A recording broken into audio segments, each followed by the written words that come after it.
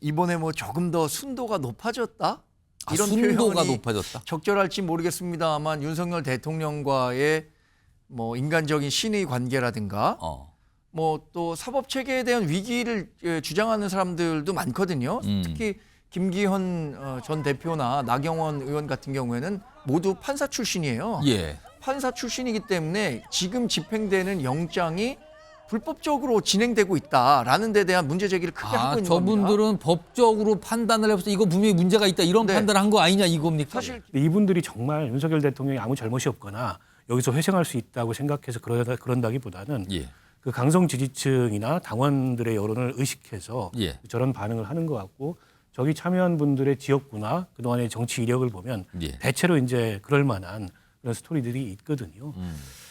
근데 이제 만약에 이제 이 헌재에 의해서 탄핵이 인용되는 순간에 2달 내에 조기 대선을 치러야 되는데 과연 비상 불법 계엄을 방관하고 탄핵에 반대하고 윤석열 대통령을 지키자고 했던 이제 그런 어떤 당의 모습을 가지고 중도 확장성을 가져야 이길 수 있는 대선에 나갈 수 있을까? 그러면 지금 이 현재의 스탠스가 유지될 수가 없거든요.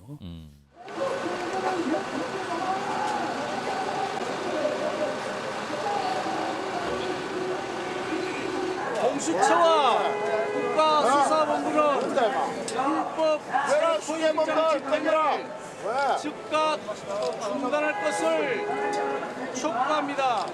왜 이렇게 무리하게 이런 일을 벌입니까? 이런 물리력을 무리하게 불법적으로 행사하는 것은 대한민국 법치주의를 후퇴시킬 것입니다. 사실 대통령께서는 이미 모든 걸 각오를 하셨고요. 줄탄핵을 계속 겪지 않았습니까? 아마 수사 과정에는 말씀 안 하실 것 같고요. 아마 여기서는 아마 그러실 거예요.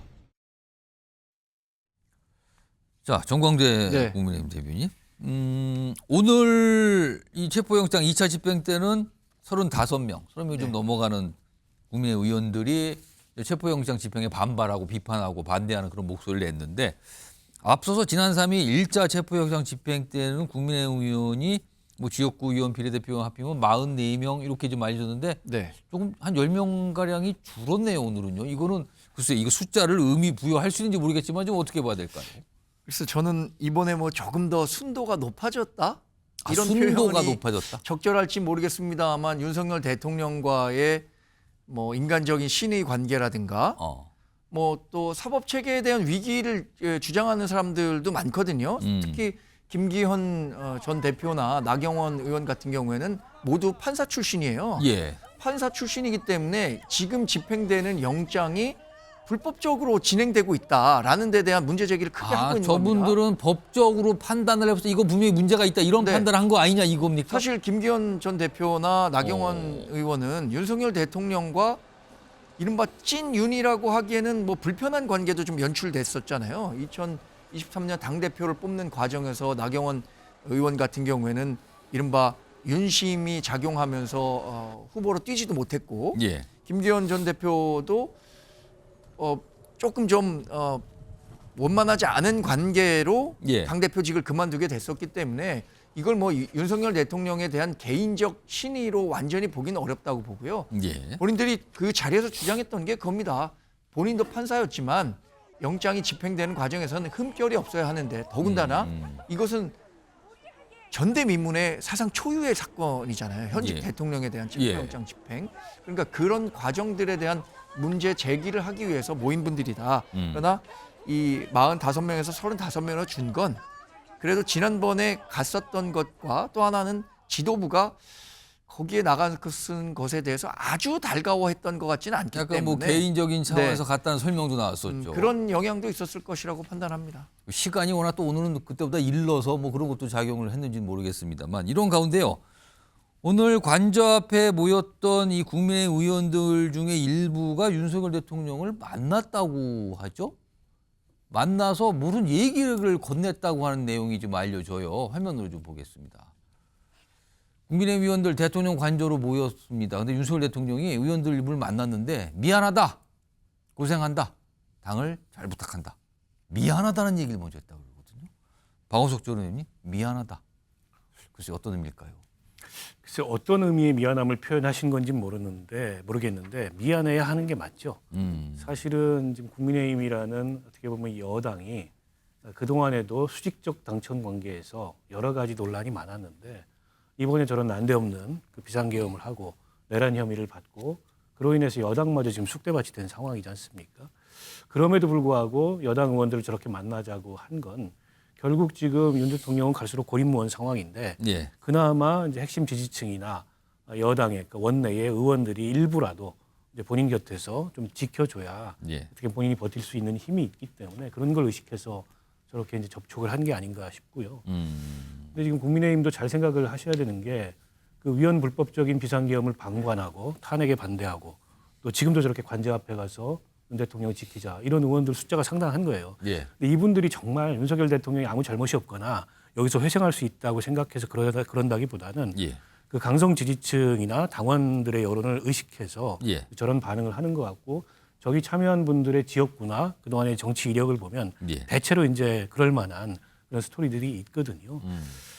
근데 이제 만약에 이제 이 헌재에 의해서 탄핵이 인용되는 순간에 2달 내에 조기 대선을 치러야 되는데 과연 비상 불법 계엄을 방관하고 탄핵에 반대하고 윤석열 대통령을 지키자고 했던 이제 그런 어떤 당의 모습을 가지고 중도 확장성을 가져야 이길 수 있는 대선에 나갈 수 있을까? 그러면 지금 이 현재의 스탠스가 유지될 수가 없거든요. 그런 면에 비추어 봤을 때 저는 저 관저 앞에 간 분들뿐만이 아니고 전체 국민의힘 구성원들이 지금 포지션이나 향후에 어쨌든 당의 방향에 대해서 잘 생각을 해야 된다. 어떻게 보면 수권 능력을 가진 그런 어떤 보수 정당이 아닌 정말 극우화된 어떻게 보면 정치적으로 굉장히 편향되고 고립된 지역적으로도 고립된 영남 자민련이라는 그런 뭐 비아냥까지 들리지 않습니까? 그런 정당이 될 거냐 아니면 다시 어쨌든 회복력을 갖는 그런 보수 정당이 될 거냐의 중대한 갈림길에 놓여 있다고 봅니다. 이런 가운데 오늘 상황, 그러니까 윤석열 대통령이 체포된 이 상황과 관련해서 여야의 반응도 좀 많이 나와 있거든요. 목소리도 좀 들어보죠. 공수처와 경찰 공조수사본부가 내란 우두머리 혐의로 윤석열을 체포했습니다. 공수처는 윤석열을 구속수사하여 내란 사태의 전모를 낱낱이 밝히고 윤석열의 책임을 엄정하게 물어야 합니다. 이게 나라와 국민을 위한 일인지 묻고 싶습니다. 박찬대 원내대표에 이제 속이 시원한지 묻고 싶습니다. 야당이 공수처와 국수본을 겁박했다. 역사가 반드시 기록할 것입니다. 공수처와 국수본의 무거운 법적 책임을 묻겠습니다. 자, 정광재 대변인, 방송 전에 제가 좀 이건 거기까지만 확인하고 좀 들어왔는데 국민의힘이 공수처장 그리고 국가수사본부장을 불법 체포 등 혐의로 고발한다는 얘기가 나오는데 고발이 이루어졌습니까? 예, 오동훈 공수처장과 우종수 경찰청 국가수사본부장에 대해서 직권남용 예. 또 불법 체포 감금 혐의로 고발 조치를 오후 5시에 했고요. 어디다 있습니까? 고발? 서울중앙지검에 한 것으로 알고 있습니다. 검찰에다가. 그러니까 지금의 그 법 집행과 관련해서는 계속해서 문제 제기했었던 부분들에 대한 연장선상이라고 봐야 될 것 같습니다. 직권남용은 내란죄 수사에 권한이 없음에도 불구하고 수사를 하고 있다는 거고요. 그래서 발부된 체포영장을 근거로 해서 체포가 이루어졌다면 예. 이것은 불법 체포고 그래서 불법 체포가 돼갖고 공수처에서 수사를 받고 있으니까 이게 감금 혐의까지 이어질 수 있다라고 판단하고 있는 거고요. 이 부분에 대해서는 뭐 당장 결론이 날 것은 아니지만 계속해서 시간을 갖고 다퉈봐야 할 대목이라고 생각하기 때문에 예. 이 관련해서 뭐 무리하게 법에 고발한 거 아니냐라는 판단을 하시는 분도 물론 있겠어요. 반대편에서. 그러나 따질 것은 반드시 따지고 넘어가야 한다라는 게 우리 당이 갖고 있는 기본적인 입장입니다. 박원석 전 국민의힘에서 고발을 했다고 지금 설명을 해주셨는데. 네, 뭐 글쎄요, 그렇게 크게 의미 있는 행위는 아닌 것 같고요. 저게 법적으로 문제될 소지는 없습니다.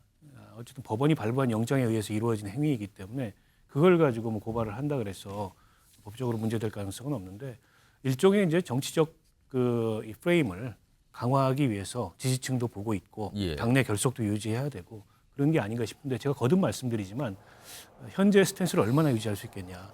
이 탄핵이 인용되는 순간에 그 스탠스로는 대선에 명함도 못 내밀 텐데 예. 바꿔야 되거든요. 결국에는 윤석열 대통령을 손절해야 선을 그어야 국민의힘이 새로운 길이 열릴 텐데 그 타이밍이 올 겁니다. 지금 이 스탠스를 계속 유지하기는 어려울 거라고 봅니다. 안희정 변호사, 지금 국민의힘이 고발했다거든요. 검찰에. 네네. 네. 그럼 서울중앙지검에. 그러면은 검찰이 공수처와 경찰에 대해서 또 판단을 해야 되는 상황이 되는 겁니까, 그럼? 뭐 일단 고발이 들어와 있으니까 그에 대한 판단은 당연히 이루어져야 되겠지만은 사실상 뭐 신속한 판단이 내려질 것 같지는 않고요. 예. 이제 뭐 관련해서 뭐 지금 전 의원님께서 지적해 주셨듯이 예. 이게 뭐 법원이 사법부가 발부한 영장에 의해서 이루어진 체포와 그 이후에 이루어진 수사에 대해서 어떻게든 뭐 직권 남용, 수사권이 없는데 이제 수사를 했다라는 취지로 이제 고발까지 이어진 것이라서 그에 대한 판단은 당장 이루어지기보다는 예. 이 모든 이제 현행 이제 판단이 다 이루어지고 난 이후에 자연스럽게 따를 것으로 보여집니다.